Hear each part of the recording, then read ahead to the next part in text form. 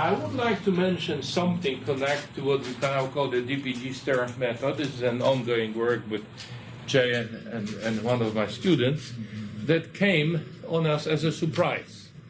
I would say 5 or 6 years too late. And in the very end, I would like to give you 3 or 4 pages of my personal rendering on very exciting work that is being done actually by a different group of colleagues right now, Chris van der Zee and Ignacio Muga, on generalizing those ideas to Banach spaces.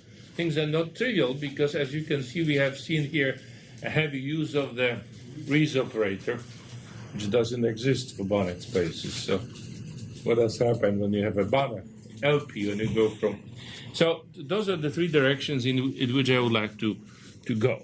So the first part is going to be mostly pictures, because there's no much theory behind that. I simply want to show you some pictures. Here we go. And I can tell you the whole theory behind the nonlinear problems that we have solved in one line. First of all, a nonlinear problem doesn't appear by itself. It always comes with a linearization procedure. That's my take on it, my philosophy. So here's a particular nonlinear problem that I am very religious about, because when we were solving that in late 80s, I always say there was a huge prayer component in it. So we wrote the code and we prayed that it doesn't break down, blows up, and so on. It's a very classical problem in compressible Navier-Stokes equations. How many of you have touched compressible Navier-Stokes equations? Sure, I know. The students not. Okay, it's much tougher than incompressible Navier-Stokes equation, and it's predominantly the domain of finite volume, finite difference people with now the DG and the HDG people is slowly making strides into this area, but it's classically not a finite element, domain.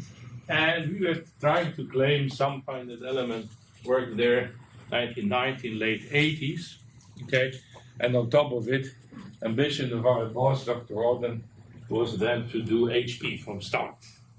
So high order elements, non-uniform P, in context of such inherently unstable problem was a big issue. So you can look up this paper. We did produce some results there with a huge prayer component. The code blew up at least 5 times before we get there. Every time blew up, we go there, tweak a little bit, and try to converge. So the convergence to the steady state is steady. So what is the physical importance here? This is an infinite plate that goes away and represents an airplane. The plate is flying.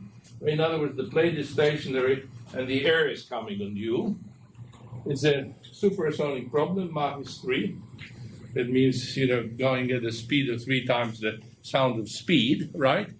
And as this flow impedes on the plate, right, then it forms 2 things. This is the simplest case, called the Carter's problem, a boundary layer and a shock. And the 2 interact with each other here at the stagnation point. You don't resolve the stagnation point, your history. Reynolds number is the inverse of viscosity, epsilon, in convection-dominated diffusion problems. The bigger, the more difficult is the problem. This is only 10 to the power 4.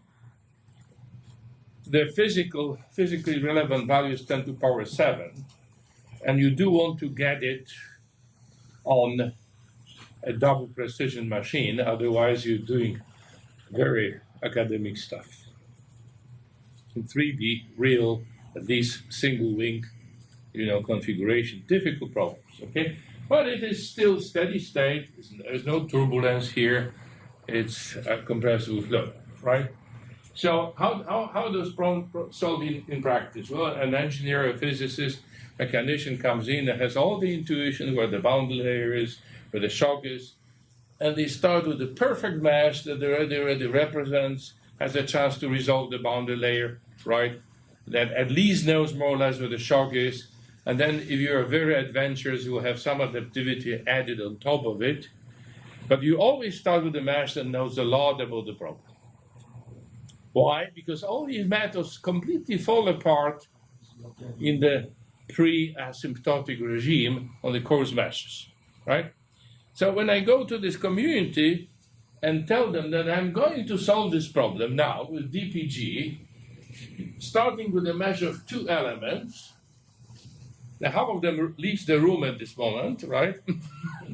The other half thinks, well, Leszek drank too much alcohol again, or something like that, because they don't believe this is even possible, right?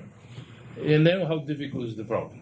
So how do we apply the DPG here? You have a linearized procedure, right? Linearization procedure. If you don't know it, it's a pseudo time stepping with a variable time step, right? Used by the whole community. I haven't invented that. And each of those each of the steps is actually non-linear. You put the Newton-Raphson on top of it, just few iterations. So it's a bunch of linear steps, and for each linear step, we apply the DPG technology, right? You might ask, where are the 410 operators? Forget about the 410 operators. We just want to solve it, and no proofs, right? Complexity of the equations is such that I even don't attempt to write it down here. So how do we get our intuition? By extrapolating from convection-dominated diffusion linear problems to this linearized Navier-Stokes equations, identify transport terms, diffusion terms. This is the old school. That's how we were doing that in the 80s, and in a sense I'm using the same technology. So this is, I believe, the density of temperature. Okay, I forgot. For the mesh of 2 quadratic elements, I say it's a garbage. Now, what do you expect from the mesh like this? But it's stable. It hasn't blown up, right? I got you a solution. Moreover, as we learn about that, the method comes with a posteriori error estimate built in. I can compute the approximate residual, and the residual is telling me you got to refine those elements. So I refine.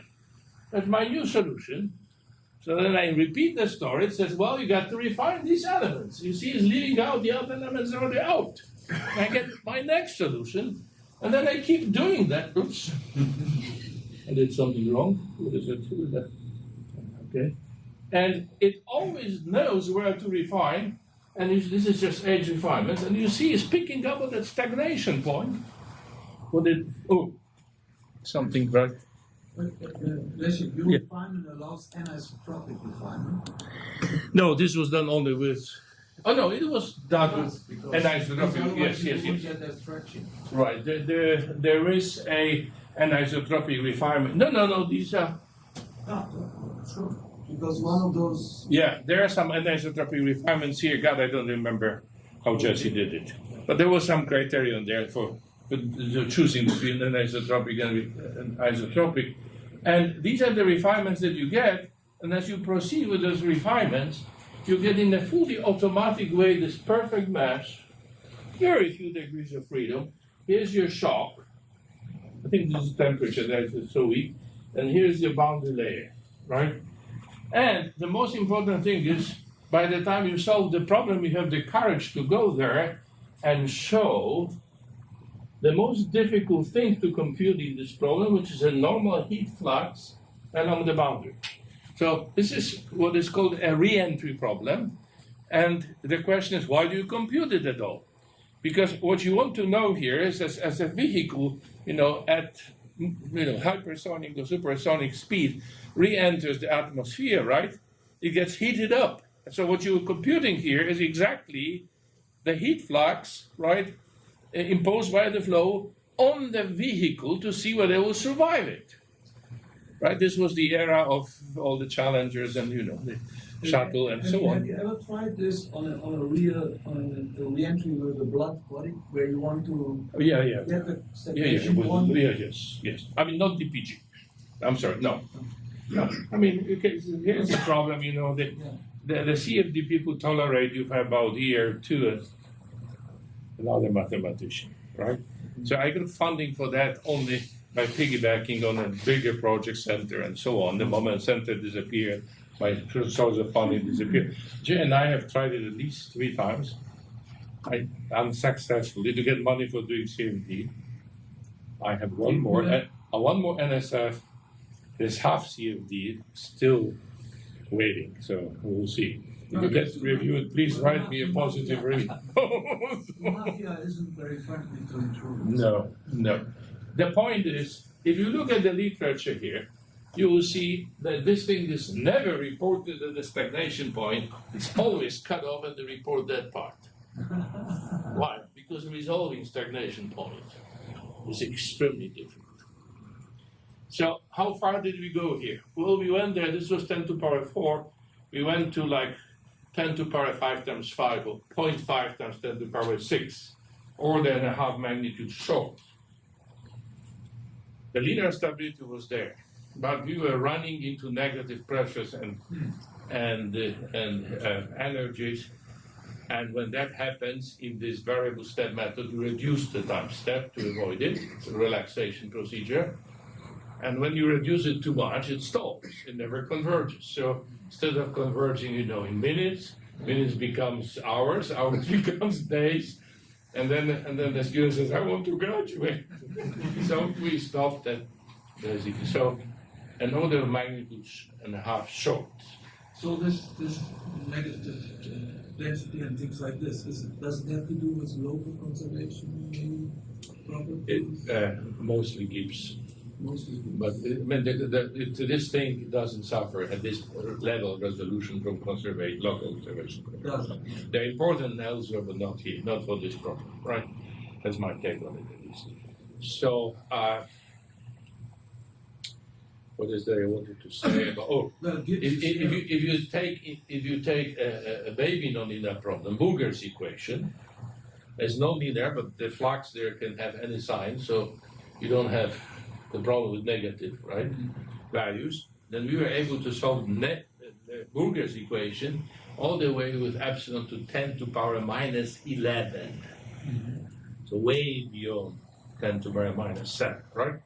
So this is telling me that, maybe there's a chance of tackling that with Banner version of something else. I don't know. Okay. This is more of the current work. It's a part of a larger project, but it deals with viscoelasticity or even thermoviscoelasticity. Is a linearized thermoviscoelasticity where we collaborate directly with experimentals that gives us the results. And I think this is supposed to be a movie. Oh, no, wait a minute. I think I started that with the wrong. It's essential that we have the movie here. Sorry. Let me restart it.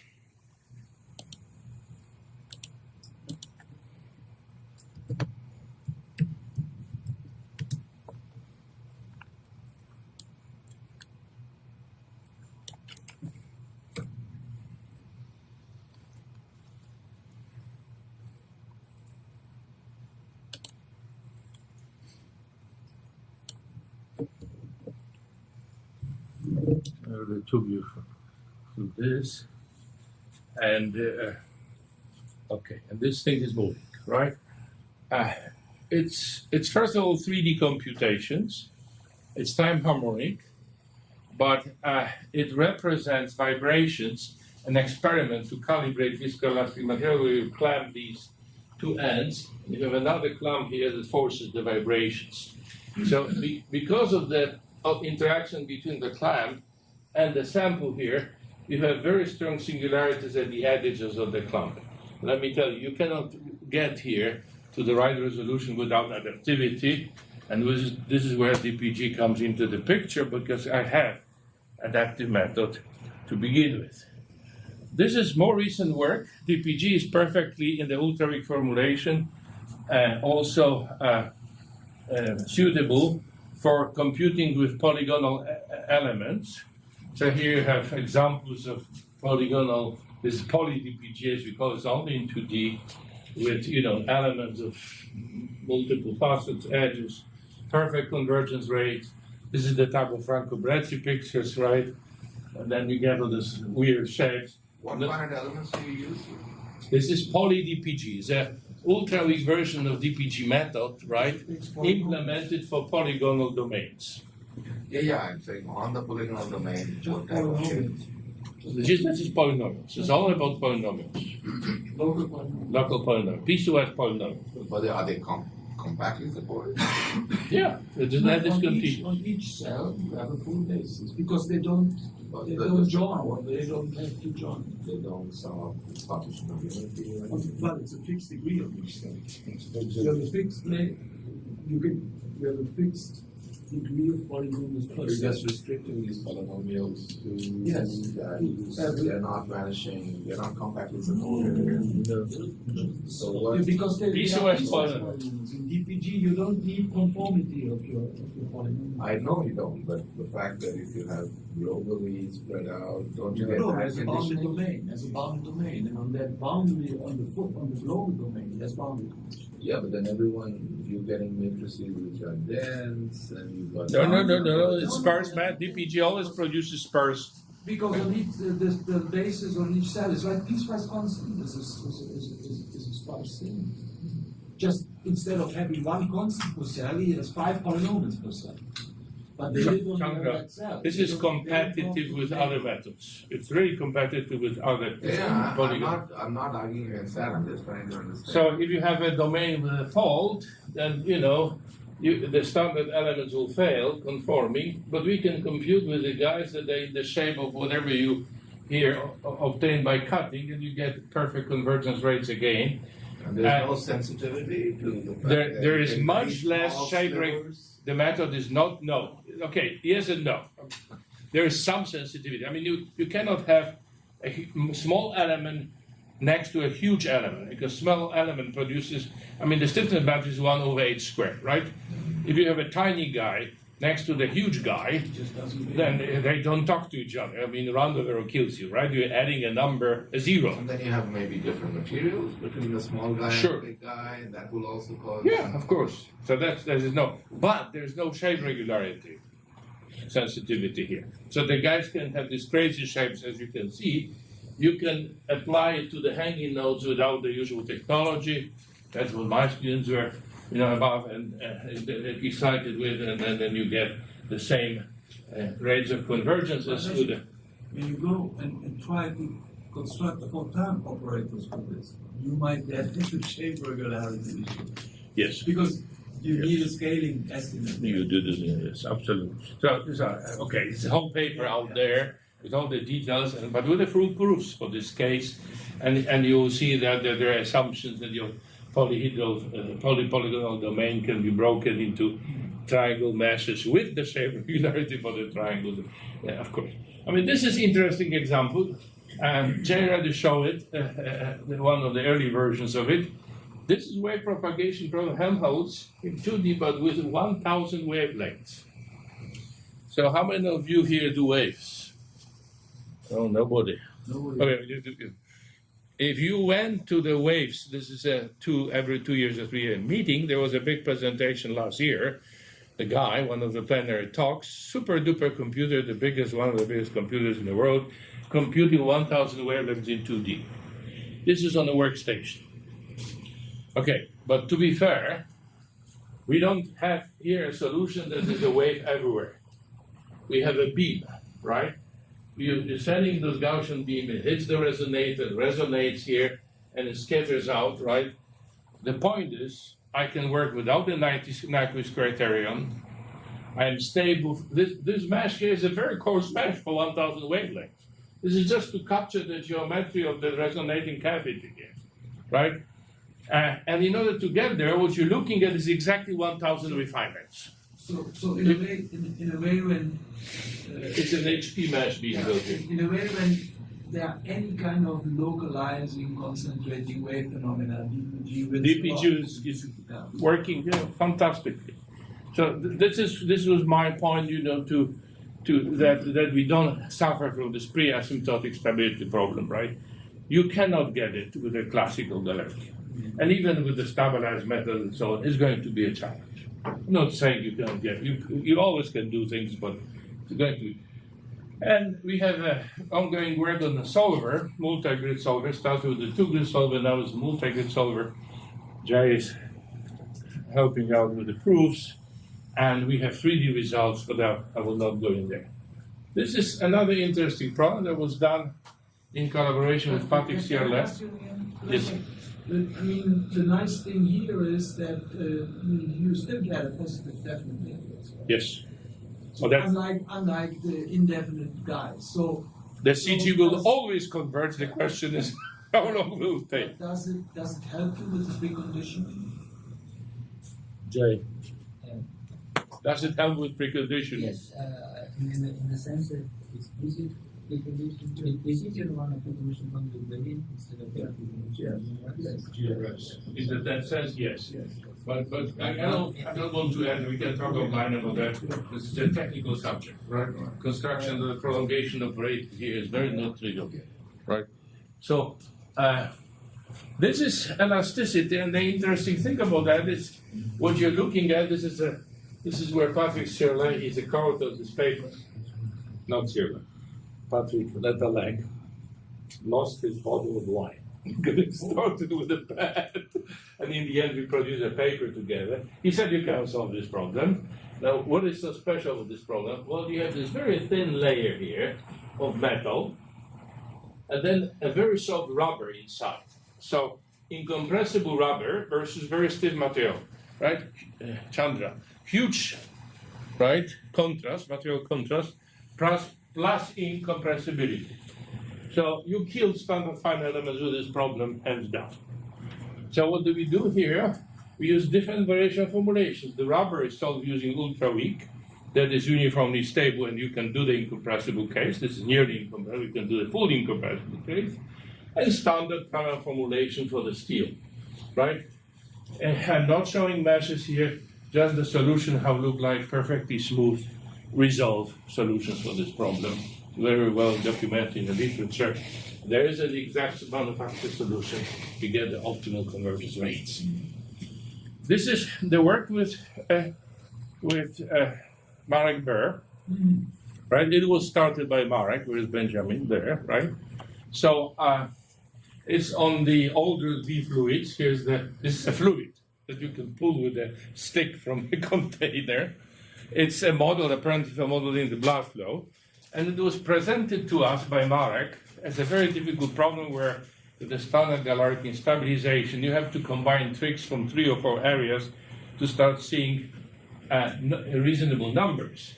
Well, Marek was amazed because Brendan took this problem, put it into a friendly code that one of my previous graduate students developed, and began to get the correct numbers in one afternoon.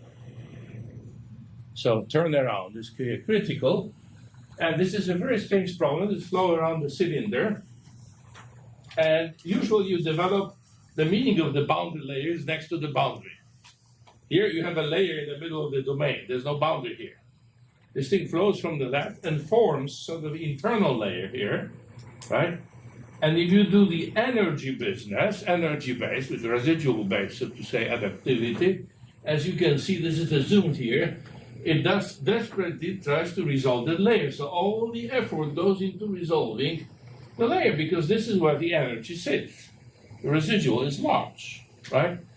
And in this problem, unfortunately, everybody is reporting not the global, residual, but the drag on the sphere. So clearly, energy-based error adaptivity here was not the best solution. And this is what motivated Brendan to go into goal-oriented adaptivity. And I will say about this, so this is the goal-oriented for a baby problem, just Laplace. I will talk now about this goal-oriented in the moment. This is energy-based adaptivity for a specific goal. This is, as you can see, huge discrepancy. If you did right. Great accuracy. Great accuracy, and you produce very different meshes. The goal here was, I believe, an average value somewhere here. And again, this led to very interesting mathematics, in particular I will skip that part, DPG star methods, okay? So this is all what I wanted to say about nonlinear problems, and would like to go now into this DPG star and goal-oriented adaptivity. and talk a little bit about this, because this connects with what Jay talked about and this connects with what I talk about in the very first problem, right? So let me go to my very first lecture, and this is the mixed method interpretation, right? Vaughan's philosophy. You embed this thing into a mixed problem. You're solving now for the Riesz representation function of the residual, right? On the continuous level, this guy is 0. Okay, fine. We know how to do it. If you're lucky, you have for 10 operators, you have the full proof of stability. You're working with this broken formulation, so you have the solution, additional traces of fluxes. You have these two conditions satisfied. So now, what is the problem? Okay, the problem is, once you have seen this as a mixed method, you just say, you can ask, what about if I put the load not on the first equation, but the second equation? Okay? This is exactly what you arrive at when you study the goal-oriented activity, because the original problem, this will be the load, but for the adjoint equation, this will be the quantity of interest. Right? So from the mixed point of view, this is just a question of moving the load from here to there. Okay? You haven't changed the operator. There's nothing to do with solvability. So the entire stability theory as you develop for DPG stands still there. The only one thing you have done is you have moved the load from the first equation to the second equation. What happens on the continuous level? Well, I'm sorry, on the continuous level, psi is no longer 0. Psi now is the primary quantity of interest. This is the guy that you want. This is the solution. So what is U? Well, U is the guy that helps you to get the psi. You can think of it as a potential. Okay? Now, the whole philosophy is, if DPG is telling you, in a sense, how to deal with the overdetermined problem when you put the load here, so DPG star is telling you how to deal with an underdetermined problem. Because now dimension of psi is much smaller than dimension of U. So if I look at this equation, where this is the solution where I'm testing with U, this is an underdetermined problem on a discrete level, right? It even could be underdetermined problem on a continuous level. So what does this DPG star do for you? If you break psi into a guy that lives here in the null space and the orthogonal guy, then the null space guy is killed by the first equation. So both on a continuous and discrete level, the method selects for you the guy that is orthogonal in the test scale sense to the null space of B prime. That's the guy you're getting. Okay? Now, from the practical, coding point of view, I don't have to. We call it DPG star method. Why? Because for strong formulations, you recover the famous fossils method. Here, the 2001 fossil star method that Kai and the company from Colorado, right, developed many years ago. With this B and the dual well conditioned, or do you get into the dilemma that it's problem trying to make one of them well conditioned, the other one becomes terrible? No, the conditioning of B and B prime is exactly the same, because right? the adjoint has the same norm. Inverse of an adjoint is equal, the norm is equal to the norm of the operator, and so on. But there is a different type of dilemma. One guy is resolved here with the overdetermined method. The other one is solved with the underdetermined method, right? And this, as it turns out, has implications. So, but again, the theory stands. What is the main difference? For the original problem, psi is 0. So on the best approximation side, this guy is not there because the best approximation of 0 is 0, right? But for the dual problem, psi is the solution. And I have this additional guy there. Okay? Well, so I started to solve it. I took our standard model problem, first all the acoustics equations. Here's this nightmare for the ultra-weak formulation with the broken test spaces. I'm using different notation than Jay did. We usually call it H1/2 and H minus 1/2 on the skeleton. You code it, and I code the same problem with the DPG method and DPG star method. And and this is my delta P for the test spaces, and the results initially look very promising for DPG star, because here's DPG giving me 33%, and DPG star can get 17%, but then at the end of the day, as I go up with delta P, right, then they pretty much produce the same methods. So eyeball comparison was quite favorable. This is DPG star, right? I can explain why the error is growing. Let's skip that. At 10 wavelengths, this difference begins to disappear. And here's where I gave you completely false comments 3 months ago. I thought this was a conditioning problem. It's not a conditioning problem, as we're learning with Jay. It's the deficiency of this DPG star method. So what do? You do the convergence rates, right? So for P equal 1, perfect. P equal 2, perfect. P equal 3, this high order guys slow down. What's wrong?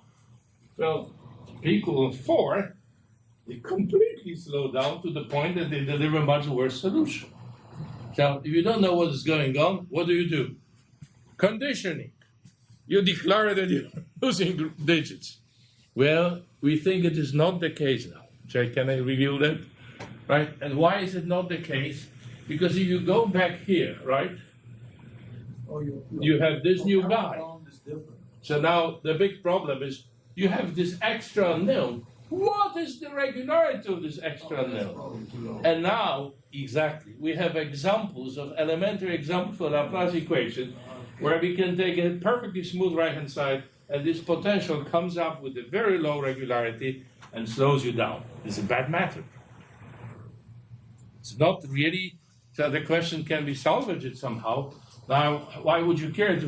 That explains why those fossil star paper quickly vanished from the scene. There were 2 or 3 of them, right? And then it's stopped. Whereas the fossils method floats. It's maintained. So another choice of the same story. So this is in context of a posteriori error estimation. If you are dealing with this mixed problem here, how many of you are dealing with a posteriori estimation for mixed problems in this room? Doesn't make sense for me to talk about that. Not too many. So all I can tell you is that for this particular mixed problem, we have improved things considerably here. And you have some very nice here and obvious identities you may want to look at. They will appear in our paper that give you now very nice error estimates, stability estimates for this problem. So, but otherwise, I think I'll stop here and I go to the last subject. And the last subject here is this generalization to Banach. So, again, this is something that I was presenting at the final element rodeo 3 years ago. By the way, I skipped final element rodeo because it's happening exactly today and yesterday. And that is you. Sue is furious about that. You take the blame. You can't blame it on you.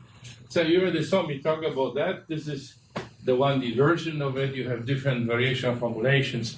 And I'm going to work here with the classical variation formulation. Jay talked about those 3 different interpretations. The big question is, can we generalize to DPG to Banach spaces? And why would we do that? Because hopefully in Banach spaces, reflexive Banach spaces, if P is sufficiently large or small, in other words, you get close in the dual norm to L1, in the trail norm to L1, that you should be able to limit Gibbs phenomena. And the interesting thing is that the interpretation with the optimal test functions disappears. Why? Because the Banach equivalent of the Riesz operator is nonlinear. So you apply it to trial function, right? You get a test function, but you don't get a space. You map the trial space, you don't get a space because you have a nonlinear operator. But you can build a method. This is the case for the baby 1D convection diffusion problem. So So this is represented by the form here, and this is, you see this nonlinear version of the trial to test operator that you develop. This problem is actually equivalent still to a minimization, but it's now LP norm. So you're running into LP problem, right, under the constraint imposed by the original problem. So here's Probably there's a type video there. yes. There's some in the middle after the square bracket. Behind the D, H, You mean here? alpha, there's something. This This no, one? Right, to the right, to the right. Below the P minus 2 power. Where? I'm sorry, I'm missing. Which one? So this is the broken space. So you have But you. here you have a P Laplacian. Yes, that's correct. Yes, that's exactly P Laplacian. Because that's just derivative. Yeah, but it's the power P minus 2. So if P is equal to 2, you don't have this term, and you have this Yeah, that's standard. true, but there must be an argument on the derivative. Oh yeah. I mean the psi. Psi is missing. I'm sorry. Oh my God, I'm horrible. Yeah, of course, psi is there. This is the P Laplacian you solve. This is exactly the P Laplacian. Now, the interesting thing is, how do you solve this P Laplacian? I'll talk about that in a moment. Okay. So this is the baby problem. This is a 1D convection dominated diffusion with a favorable flux condition at left-hand side at 0. So I know the exact solution with the boundary layer. Here it is. And in particular, I know that the standard DPG method here is robust in terms of epsilon. We didn't talk about the robustness at all in this course. It is a technical subject, and I was afraid to open that box because it's very much relevant to what we did for Navier-Stokes. So the engineers confuse robustness with stability. Right? Robustness means you have a perturbation parameter, and you want all your stability constants to be uniform with respect to epsilon. Right? And that uniformity is identified as a robustness. So I'm solving this problem with epsilon equal 10 to the power minus 3, which is still a baby problem, but you can see something. Otherwise, I will produce a boundary layer that you will not see with your eyes. And I'm looking at the fixed mesh, clearly very pre-asymptotic regime, 5 quadratic elements, but I'm changing now on the test side P. I'm going into Banach, right? 2, 3, 4, 5. And as I move higher on the test side with P, the dual gets closer and closer to 1. Benjamin, I'm doing effectively L1. And L1 regularization, we all know, does not suffer that much from the Gibbs phenomenon, right? I want to see less Gibbs in my results. That's the intuition, right? And in particular, the question, how high is the P for P star to be practically 1? Right? Can I get away without studying the non-reflexive spaces that I'm scared to death of? Okay, so that's the big story. Okay. I think the other one has to pay. Well, okay. So here it is. P equals 2, P equals 4, P equals 6, and P equals 8. A baby example, but I think it's educational. So the good news is that this is primary formulation. It's not a good formulation. The ultra V would have been much better, but it's the easiest one to code. You can see there's definitely a diminished Gibbs. I mean, you wouldn't have trouble, right, Benjamin, to declare this solution to be better than this one in terms of oscillations, right? Okay, what's the difference? I'm minimizing residual now in the Banach norm. The second good news is that P equal infinity is effectively P equal 4. Small change. Well, 4, 6, and 8, yeah, it does produce some changes, you will see in a moment. But here in the eyeball norm, you don't see much difference. It's practically as good as it was. Okay? So that's the good news. Now, here's the bad news. It turns out, how many of you have been solving the P Laplacian? Oh, come on, where is this young generation going? You're solving only Laplacians and not even Laplacians anymore. Now, P Laplacian is much harder. It's a nonlinear problem. It's the baby nonlinear problem. I mean, I have to admit I was not solving it before. So the first thing I have learned is that by the time you get to P something like 6, you cannot solve it in Newton-Raphson. It's just a code law. You cannot. What do you have to have? You have to have a continuation. So in other words, you start with a lower P equal 2, right? That's a linear problem. Then go to P equal 3, but you have to use this as a starting point, P equal 2. And you need 10 Newton-Raphson iterations to get here. If I remember, I was going for 4 or 5 digits of accuracy. Then you use that as a starting point for P equal 4. And again, 5 iterations and so on. If I try to start with the Newton-Raphson right here, I get nowhere. It's like walking on a ridge, right? The ridge gets steeper and steeper. I cannot reach going on a ridge, from the side. I have to be following exactly the ridge. So, if you don't see much difference in the elbow norm between 4 and others, this is the flux, and the exact flux is supposed to be 1. With P equal 4, you're getting 4 digits. By the time you get to 6, 2 additional digits, 8 gives you almost all digits. So this is an indication of the improvement going out with P. Indeed, things are getting better, but the number of iterations is growing. So suppose you're happy with 4. Instead of just 1 linear iteration for that Hilbert, now I have added 15 more. That's the whole method is sold 16 times more expensive. How are you going to explain to your brother in engineering? I said, I'm not interested in any academic work like this.